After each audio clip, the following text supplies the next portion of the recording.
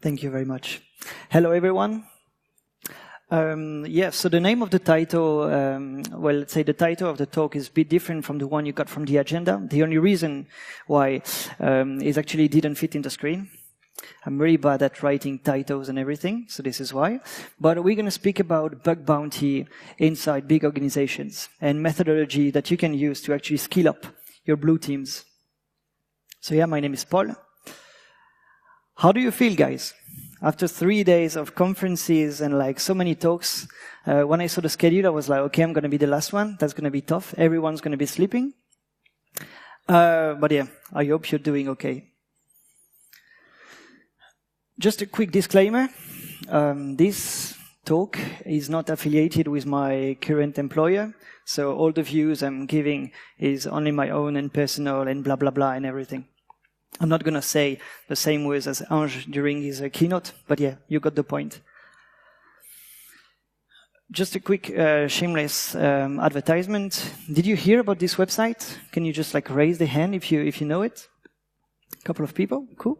Okay, so this is one of my latest projects I've been working on. So this is called CFP Time, and the project is actually to index call for papers around the world for like your security conference. So let's say you got a call for paper which is currently open. Feel free, you can just like submit it on the website, and afterwards I'm just going to review it, and everyone, let's say all the speakers in the globe are going to be able to just like check which call for paper is currently available. So they're just going to be able to submit to it. The reason, there were actually two reasons why I did this website. Just it's out of context, and afterwards I'm just going to go back to the talk. First one was because I wanted to give back to the community. And the second one was because we were getting an intern at the company, and his subject was about Django. I didn't know Django, so I was like, okay, what the hell, I'm just going to develop something. So I'm going to know about it, so this is why this is written in Django. Whatever. All right. Maybe you listened to my French accent. So I come from Clermont-Ferrand, proudly come from there. And this is Le Puy de Dôme, which is actually a dead volcano. And this is next to, Clermont-Ferrand. It's beautiful, especially if you like hiking, paragliding, and the hot balloon. This is beautiful. Feel free to come. Even French people sometimes don't really know exactly where this is.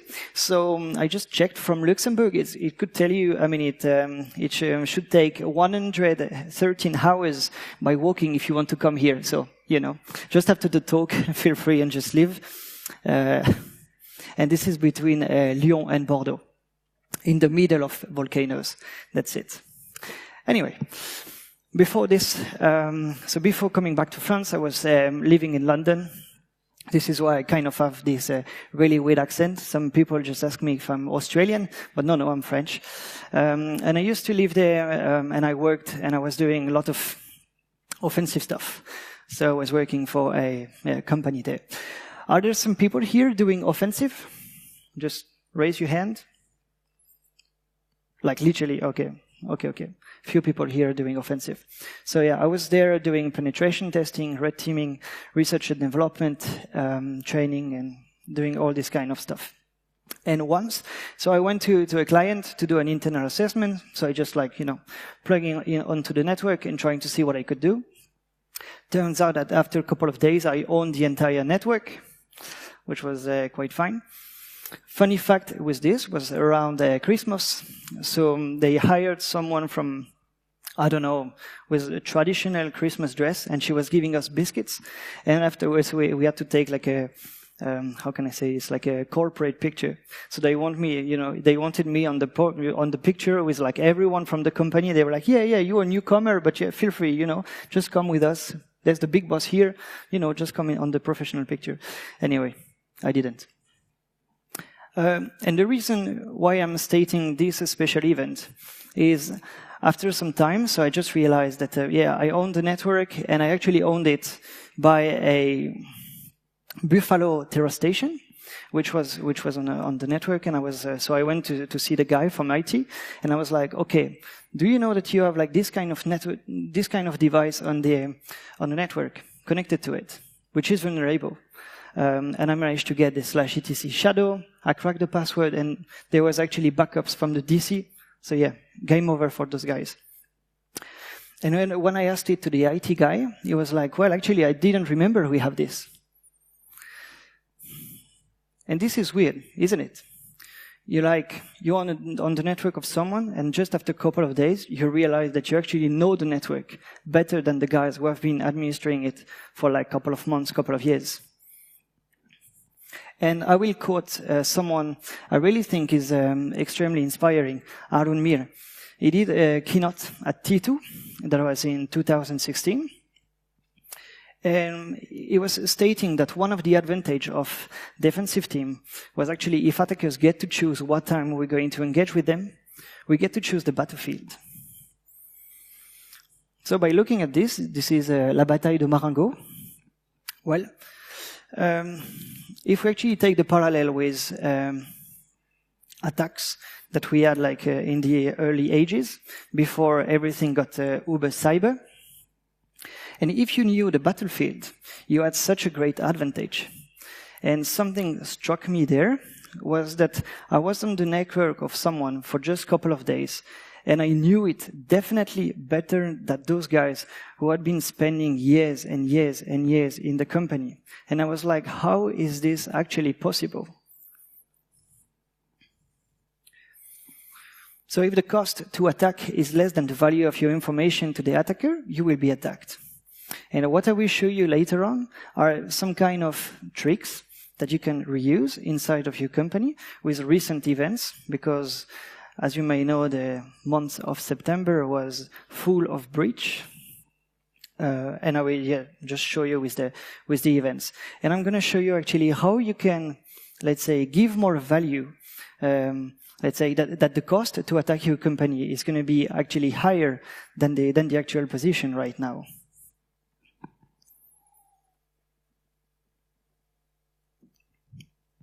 So I'm speaking about bug bounty. And the thing which is interesting with bug bounty is the community which is around it. So I guess if you're following HackerOne or Bugcrowd or a couple of hunters, you might see that like they have those hashtags together we hit harder. And the community is really interesting in this way because they usually help out each other to find new bugs, and sometimes they're just stuck and they're like, okay, can I just ask some advices to someone? And usually the guy, if he has the spare time, is going to try to help out with this. And I think this is actually extremely good concept to have. And I will continue this with my last quote. I'm sorry for this. Too many quotes. Kill the quote. Build your defenses from an offensive mindset. Arun, during his keynote, was actually comparing, let's say, the home directory from one guy doing pen test and one guy doing just, blue team stuff. And he was really struck with the fact that when you're doing pen testing and you're just like looking at your home directory, you have tons and tons of, just a small script that you created for just a specific need. Let's say those hacky scripts that are extremely helpful when you're doing an engagement.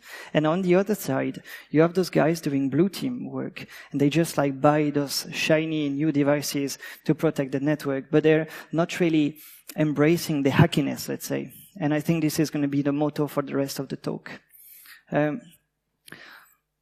So one guy I really do appreciate is the fact that he was stating the fact that enumeration is an ancient art. This is something that we know for ages, and this is something which actually came up again with bug bounty. And I will show you just a quick example. So there's this guy doing a lot of bug hunting, and he actually got $900 finding an XSS in Yahoo. Okay, we're not really going to discuss the price, but this is mostly the methodology that he used for this. So first of all, he found, a domain which is quite weird, honestly speaking. When he got this domain, he actually found that there was a web server on the port 80. He started enumerating the files, so he got the about PHP, nginx.conf, because reasons. Another file, testdb.php. And this file was actually vulnerable to a XSS, cross-site scripting, and he got the bounty and everything. But enumeration in this case actually helped him finding new targets where he actually found other vulnerabilities. And those are the ones that he stated in his article. So when we're speaking about this, like if we take, and I will take my case with big companies, you usually need to know your perimeter and you know what's accessible, what's exposed on the internet. You should basically have like, you know, let's say all the domains which are registered within your company. So you should be able to do all this stuff and you should be one step forward. And this is actually where I want to come. So here, what should we do? Well, enumerate all the things. So first, we're going to try with the IP ranges and exposure. So you got some websites. Here we got the pgp.he.net that you might know, where you just put the name of a company. So here just put Uber. And here you're going to get different kind of stuff. AS, obviously. And afterwards, you're going to get IP ranges. IPv4, IPv6. So inside your company, what you could do is just, first of all, take like all those ranges and put them in some kind of monitoring system to just know what kind of services are behind them. So I just took the example. By the way, I have nothing against Uber. I just took it as an example because a lot of bug hunters are actually chasing bugs with those guys. And I think this is a good company. So for example, here, I just took the first IP range. I just put it in Showdown, and I see that here I actually have on this subnet /24, I have 3 servers which are actually running some NTP exposed on the internet. I just hope that this is well configured from those guys. So what? What should we do here? Well, first of all, when you get those IP ranges, what should you do? Just check if they are live and exposed to the internet, and wonder yourself, like, what's open on it, okay? Is it like HTTP server, NTP, and all this kind of stuff? Because you need to get this inventory up to date. The attacker is going to wait and wait and wait until the moment where you're going to put, let's say, just a Tomcat with default credentials, pawn it, and afterwards try to tunnel inside your network. So first was the IP addresses. Afterwards, as soon as you actually did the initial assessment, is actually checking if there's any delta between, let's say, if you're doing some kind of weekly check, next week, you're just going to come up, do the same check, and see if there's any kind of difference. Okay, are there some ports which are not open, some new ports, some closed ones? What about the services? Did they change? Did it come from, let's say, Apache to Nginx and so on? And one of the other points is like go for the low-hanging fruits. Because especially in big organizations, you will have some. So let's say searching product Tomcat, and then afterwards maybe trying default credentials, port 445, especially in those days where you just like, we got WannaCry and NotPetya and everything, port 3389 for the RDP, or otherwise you can just go for like port 21 and just checking for like anonymous access. And always ask you the question, those services, should it be exposed or not? So for example here, what I'm saying is obviously for some of you is like stating the obvious, but if we took the example of like recent hacks that happened, and we got, let's say, the community started chasing on Showdown, for example, and fighting for Deloitte, finding like a lot of RDP servers without MFA on this. This is like, okay, this is why I think that you need to take control of like your perimeter first, so you can just like rise up. So the second one is domain names. And especially for big companies, usually you have this kind of process where as soon as you're going to have like a new service, or let's say a new feature, or let's say a new service that you're going to put online, you usually have a process where you're going to have the legal department, which is going to buy the domain and, you know, getting all this kind of stuff. But as soon as you have like subsidiaries, and if you need to, like, I don't know, let's say you have a subsidiary in Asia, and those people are not aware of, like, let's say, the whole process, they're just going to bypass it and go with, like, another registrar and register another domain name. So what you could do here is, like, start chasing this. So if we try to check the methodology for bug hunting, you have tons and tons and tons of tools. So dharvester is, I guess, one of the most famous, KnockP, Enumol, GoBuster, and so on. There's actually a really interesting list from Jadix, which is one guy from BugCrowd. And this list is a list of subdomains that you can use for, let's say, DNS brute forcing. And it counts more than 1 million records in this. It did something really interesting. It took 5 of them, and he actually did a benchmark out of it. The 2 results with the red arrows are the ones which are like the most interesting ones. GoBuster, and you have mass DNS. You have the time to run, the number of threads, if it's defined, and afterwards the number of DNS, the domain names that he found. 87 for GoBuster, 213 for mass DNS. This can give you some kind of benchmark. So then afterwards you could like just use those tools to speed up the process inside your organizations. As soon as you have domain names, what could you do? You know, because let's say if you identified 4,000 domain names, what are you going to do? Are you just going to try to open them in the browser and see what's behind this? Well, there are actually some tools that you can use to take some screenshots out of it and just like display everything in some reports. One of them is called Eyewitness. This is a pretty cool tool, and I think this is from Chris Drunser. And the tool, so it works either in a Docker container, or you can actually just run it, let's say, inside your Kali. You give it a list, few arguments if you want to take some screenshots from VNC, RDP, HTTP, HTTPS, and so on. And afterwards, this is going to be like one of the reports. It's going to do some categorization out of it. So here, for example, in the table of contents, we have, okay, directory listing. This is based on the output or on the response that he got from the domain names. He's going to categorize it as directory listing, uncategorized if he couldn't manage to categorize somewhere else. 401, 403 for unauthorized, 404 splash pages, and so on. In the version I used, I actually had highly interesting or something like this. And we actually identified default pages, default Tomcat pages, which were exposed on the internet, obviously not with default credentials, but this is something, let's say, that you could just like take care. Yeah, for example, this is one of the results you can have. On the left, you will get the web request information. So the first one is, yeah, the URL, which is the URL here. Then you're going to have the title, content length, and all the HTTP headers. And you will get some other information, let's say response code, and so on. And on the right, you will get the screenshot.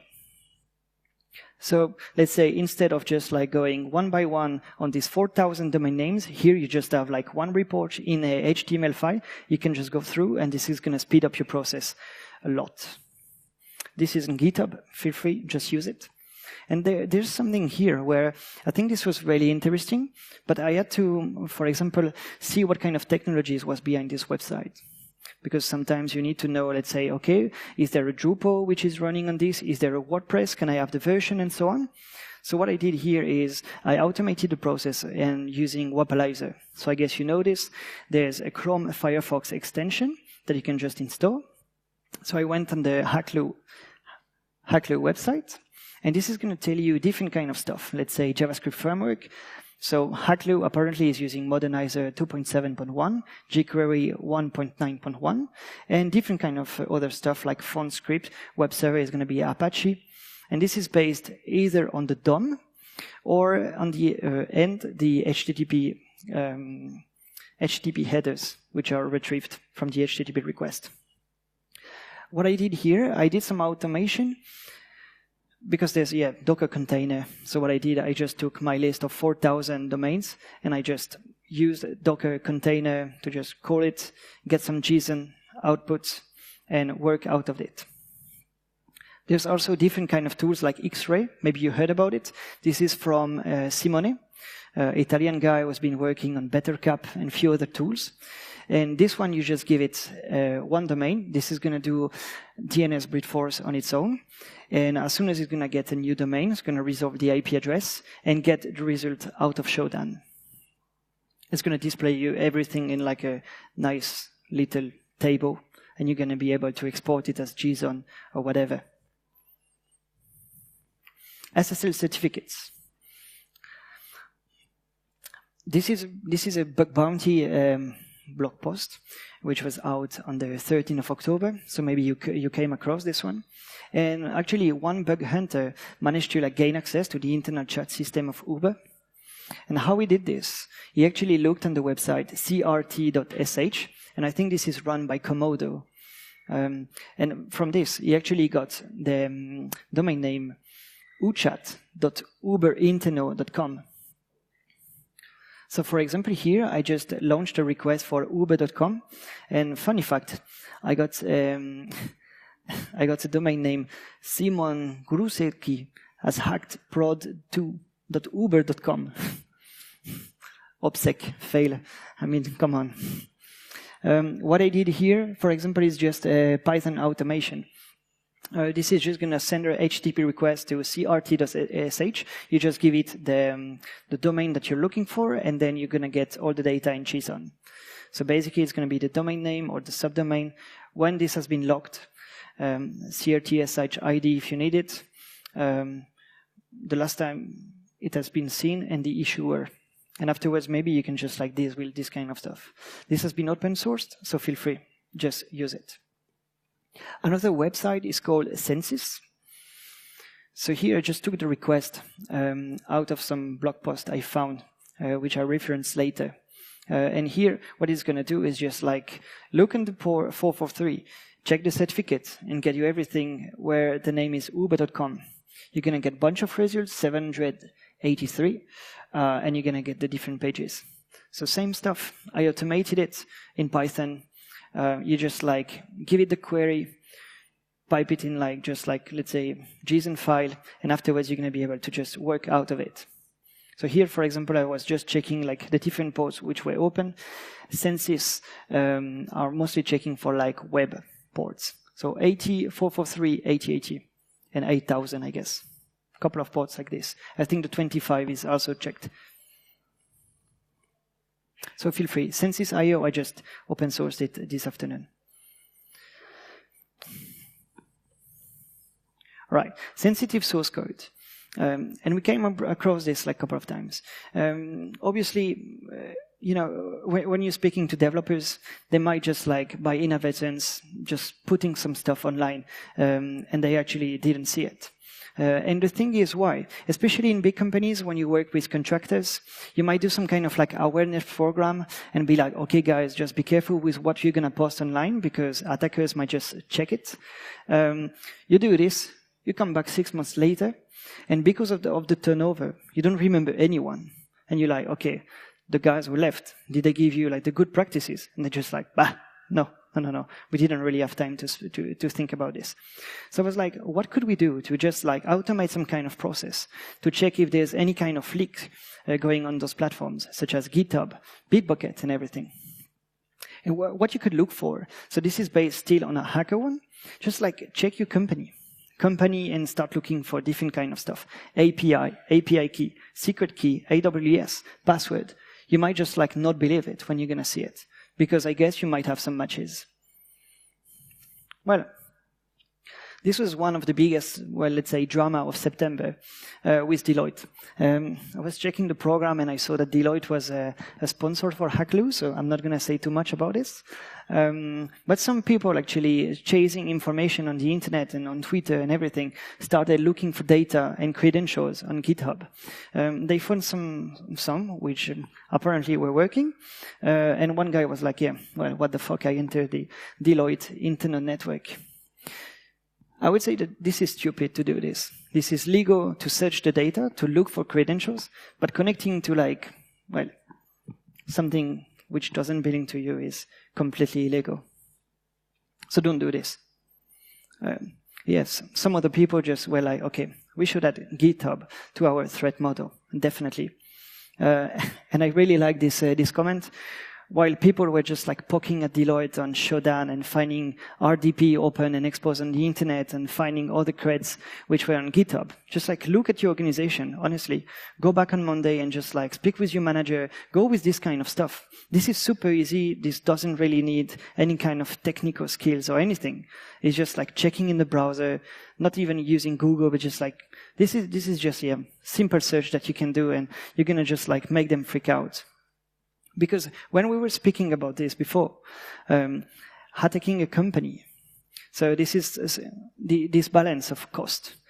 You know, here, basically, the cost to actually enter the internet network of Deloitte is super low, because you just find the creds on GitHub, and then you just connect, click, login, username, password, okay, boom, I'm logged in. This is super simple. So what I had in mind was actually automated tools that you could use and integrate them in your CI. So there are a lot of projects which are interesting: GitHub, Git All Secrets, TruffleHog, and I will just like emphasize on the TruffleHog. This is really interesting too. This is going to go through your Git repository, go through all the branches and all the commits. It's going to find high entropy strings. So, for example, AWS tokens, AWS keys, Twitter keys, or stuff like this. This is going to be high entropy, and then it's just going to flag it. And I created a tool which is similar to TruffleHog, and I'm going to show you like in just a couple of minutes. And this is doing basically the same, but instead of looking for high entropy strings, I'm looking for some kind of pattern. So let's say just checking if in a commit someone used the word password, or if he started using some kind of host names, which is, let's say, Inteno. This is called Pepito. Maybe I don't know if you know about Pepito. This is I used to eat Pepito when I was a child. Well, I developed this when it was like Saturday evening. I think I was a bit hungry, and anyway, I was just like looking for a name. Okay, I'm hungry. I'm just gonna call this Pepito. You just launch it in Python. You give it like a repository. So this is one of mine, and you just like put it -- search with the term that you're looking for. So for example here, just the repository, I'm searching for password, and this is going to give me basically all the commits where the word password has been committed. Okay, so let me just show you something which is fun. I checked with, okay, here we go.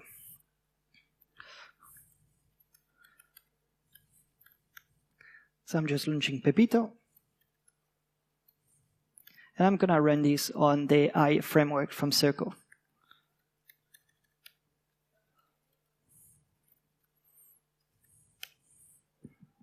Can you see it? Yep, perfect. Okay. And here, this is going to go through all the branches, all the commits, and it's going to highlight basically what I was looking for, the line where there was the term that I was looking for. So the term was the .circle.lu.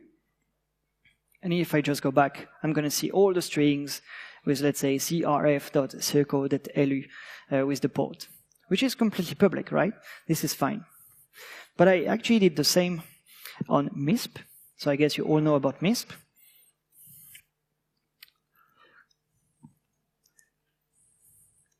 I got a file called lools. What I did with MISP, I was looking for the occurrence of a password.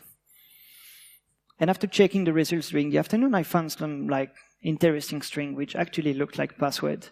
And I looked for this string in the files. The string was this one.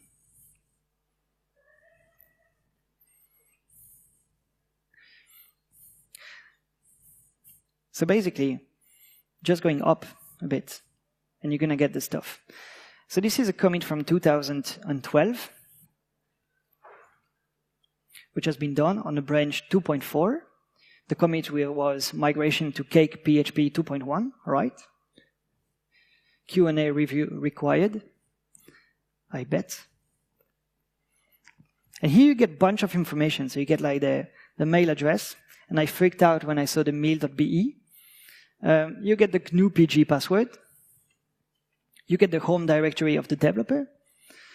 So yeah, I saw this morning, and then I was like, okay, should I show this to the audience and stuff like this? But this is basically the kind of stuff that you can find. And this is actually at the moment in the MISP current repository. So I was like, what the fuck? But, nope. Okay.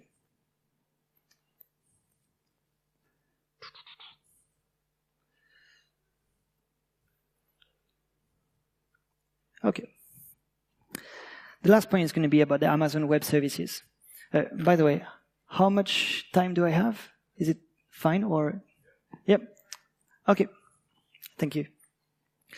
I guess you heard about this. The Accenture leaked, and they actually had like 40,000 plain text passwords inside S3 buckets, which is massive. Another title, another blog post was about, oh yeah, as soon as they got this, they had the, how did they say this? The keys of the kingdom. I was like, yeah, obviously, this is crazy. There's a challenge online which is called flows.cloud. And this is just a challenge that you can do online, which is free, and which is going to tell you about misconfiguration about S3 buckets that you can have online. And I think that like everyone should do this, especially if you're using AWS and S3 buckets. I created a script a while ago. So yeah, that was like 5 months ago. And this is something which is actually doing what you do during the challenge, but fully automated. So what you could do is just like take the list of the S3 buckets you have and just like run it through. So then it's just going to tell you, okay, you should maybe check this one, check the configuration of this one, and so on. Right? So I'm just going to wrap up quickly. A few takeovers. And I think this is some stuff that you could use right now. So Pepito, obviously. So I released the tool today, so this is fully public. A wrapper for Sensis.io, which is also fully public. AWS scan script that you can use to try the security of your S3 bucket. Python script to actually grab public reports and scopes from HackerOne. Because I think this is good to actually, get all this data, public reports that you can get online, actually go through them with your team to just like check maybe if this kind of stuff, if maybe you have it inside your organization. So I think this is cool stuff. And then basically if you run the script, you're going to get the CSV afterwards, basically with like all the findings and public reports it has. Eyewitness, as I told you, which allows you to do some kind of a footprint by just like specifying a list of domains, and it's going to give you like screenshots, bunch of headers, bunch of stuff, do categorization about it. And the last one is Wapalizer Docker container. How to keep up? Well, first of all, I think that like 2 guys in the industry and let's say in the bug bounty scene are extremely awesome, Jadix and Nahamsek. Those 2 guys are really helpful and giving like a lot of resources for free, which is great. And afterwards, many hunters. I'm not going to name a few here because otherwise I guess they would be upset like, okay, you didn't name it in the talk. So I'm just, feel free, just like go to see those 2 guys. And then afterwards, by doing a bit of bug bounty, you're going to get some good information about who to follow and everything. Disclose H1. Which is actually a Twitter account where as soon as you get like a report which is going public, then there's just like this Twitter account which is going to tweet about it. Or NetSec, because all the articles I gave you during this presentation were coming from Reddit. And the last point is like develop stuff. Why I would say this is like at the beginning of the talk I was like embrace hackiness, and I think that blue teams actually need some people to start developing. Even if you think that this is shitty, think about it, just like keep developing, because the thing is just buying appliances is not a proper way to do security. Here, for example, to actually delimitate the perimeter that you have, to understand what kind of technologies is running around. Let's say if on Monday I just come up to you and I'm like, okay, there's a new 0 day on Drupal. How many websites are impacted on your side? Maybe you would be like, I don't know. So maybe just like think about the process, and I think this is quite cool. The last point is just going credits to the people I quoted before, such as Arun Mir, for example. And I do think that we are standing on the shoulders of giants. We have some amazing people doing amazing stuff for the community. So I just wanted to say thank you very much for like all the ideas and the stuff they brought. So yeah, thank you very much. And thanks for making it for the last talk. Yeah, thanks a lot, Paul.